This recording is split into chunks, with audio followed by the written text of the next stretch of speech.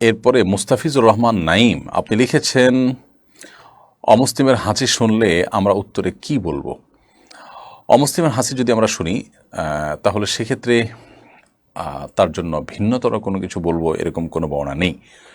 তবে সাধারণত কোনো মুসলিম যখন হাসি দেন তিনি হাসি ইয়েতে আলহামদুলিল্লাহ বলবেন।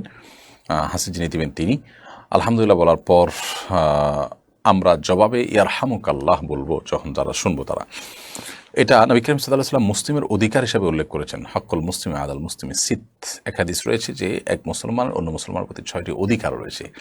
তো সেই অধিকারগুলোর মধ্যে থেকে একটি হলো এটি যে আলহামদুলিল্লাহ বললে আমরা বলবো ইয়ারহামুকাল্লাহ, আল্লাহ তোমার প্রতি রহম করুক। কোন অমুসলিম হাসি দিলে তিনি তো আসলে আলহামদুলিল্লাহ বলবেন না। যেহেতু তিনি আলহামদুলিল্লাহ বলবেন না, অতএব তাকে ইয়ারহামুকাল্লাহ বলার অপশনও থাকছে না এবং তাদের জন্য আলাদা কিছু বলার অপশনও নাই। অতএব আমরা নীরবতা অবলম্বন করবো বাহ্যিকভাবে, সেটিই বোঝা যায়। আর উত্তর দেওয়ার যে আবশ্যকতা রয়েছে হাসির জবাবে, সেটি আমরা অবশ্যই মুসলিমের আলহামদুলিল্লাহর জবাবে বলবো, কারণ মুসলিম তো আলহামদুলিল্লাহ বলবেই না, সে অবশ্যই নেই। তাছাড়া এটা মুসলমানের অধিকার হিসাবে হাদিসে উল্লেখ করা হয়েছে।